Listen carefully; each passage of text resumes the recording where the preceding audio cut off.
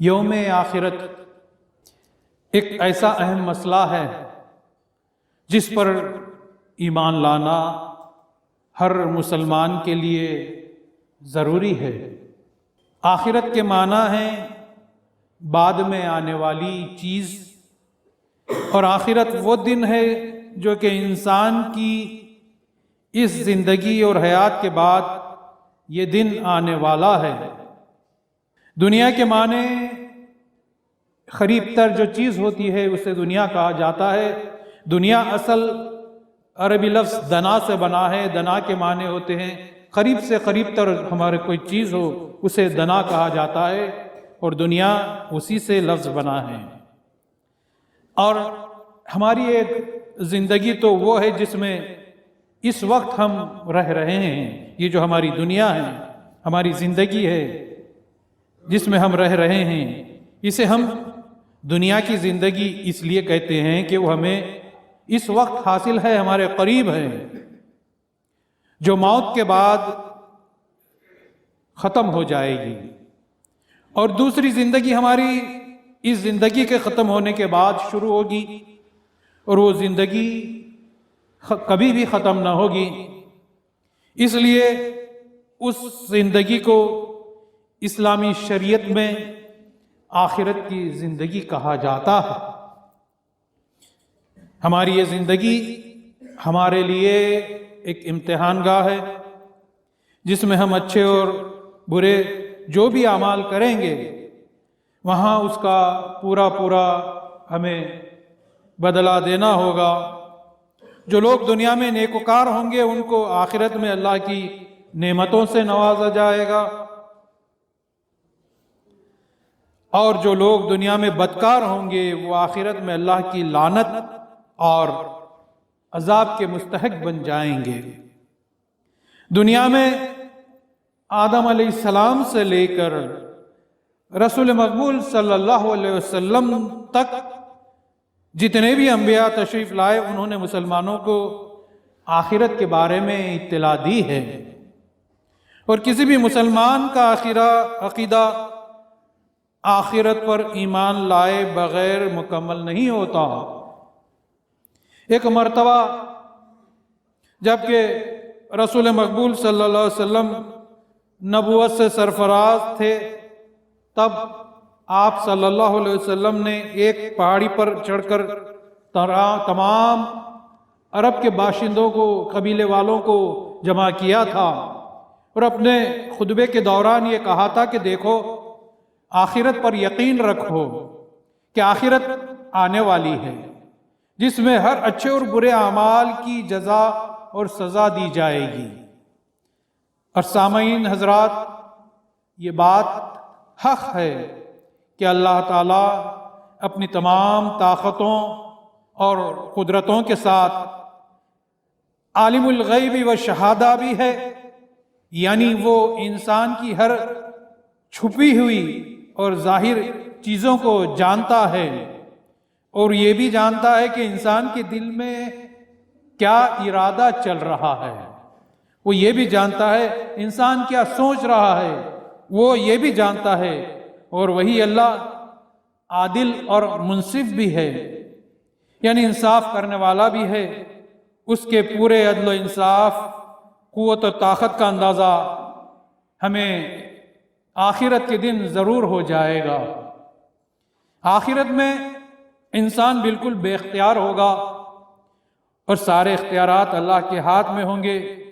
وہ جس کو چاہے گا اپنے فضل و کرم سے بخشش کرے گا، اور جسے چاہے گا بخشش کا ذریعہ بنائے گا۔ اور آخرت وہ دل دہلانے والے دن ہوگا جس کے بارے میں اللہ کے بندے بڑی عاجزی سے ہر نماز میں کہتے ہیں، مگر سمجھنے سے قاصر ہیں یا توجہ نہیں دیتے۔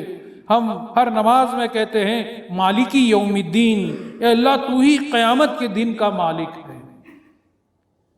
جس کو یہ احساس ہو جائے وہ متقی بن جاتا ہے، اور جس کا یہ احساس مر جاتا ہے وہ دنیا میں غیر غلط طرح سے کے ہتھ کنڈے استعمال کر کے اللہ کی مخلوق کو تکلیف بھی پہنچاتا ہے اور برے اعمال بھی کرتا رہتا ہے۔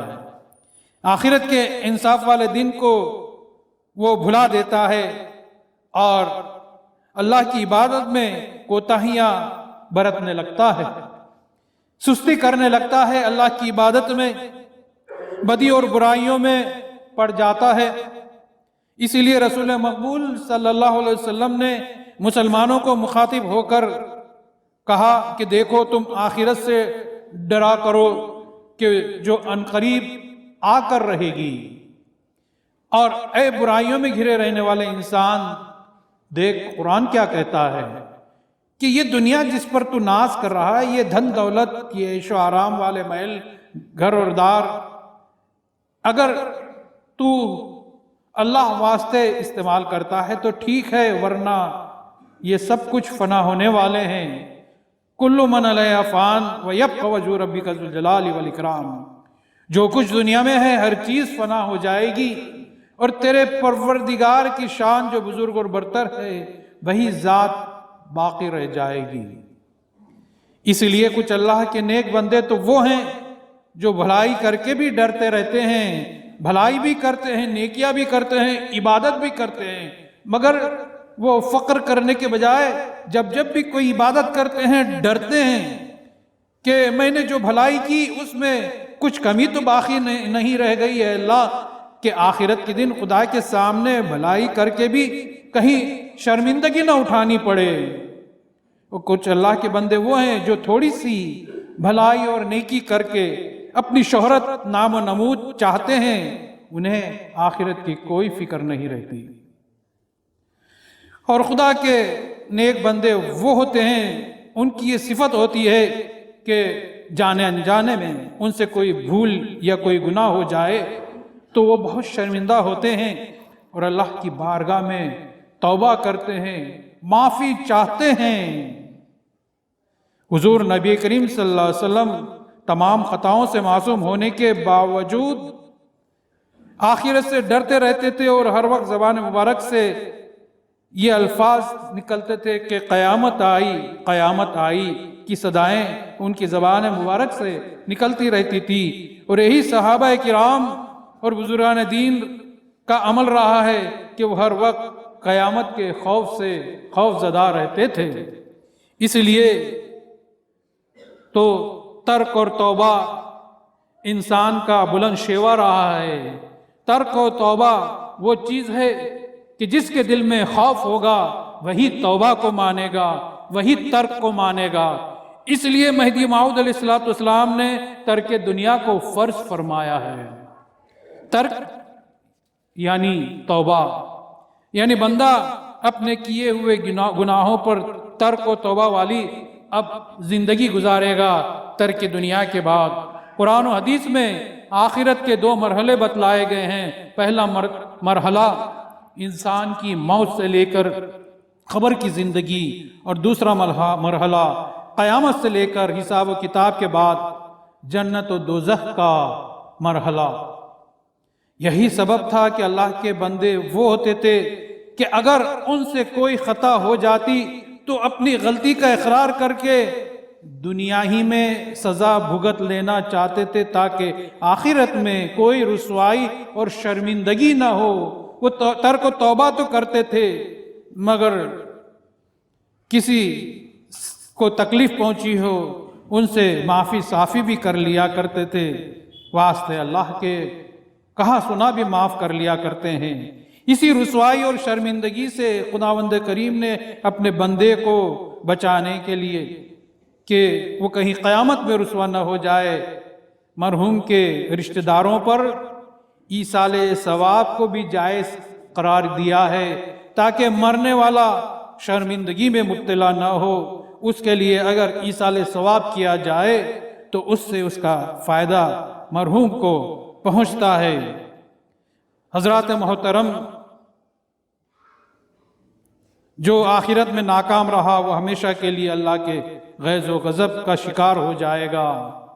آخرت وہ سچائی ہے جو ہر انسان پر آ کر رہے گی، چاہے وہ مومن ہو یا مشرک۔ اس لیے انسان کو چاہیے کہ وہ اللہ کی بندگی کے ذریعے یا انسانی حقوق کو ادا کر کے ہر طرح کی نیکی کے ذریعے آخرت سنوارتا رہے.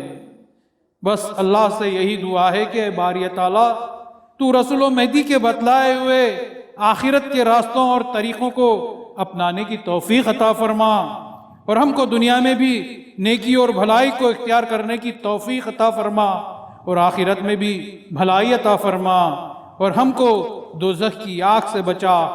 آمین ثم آمین. بارک اللہ لنا ولکم فی القرآن العظیم ونفعنا وإیاکم بالآیات وذکر الحکیم. انہ تعالی جواد ملک بر رؤوف رحیم.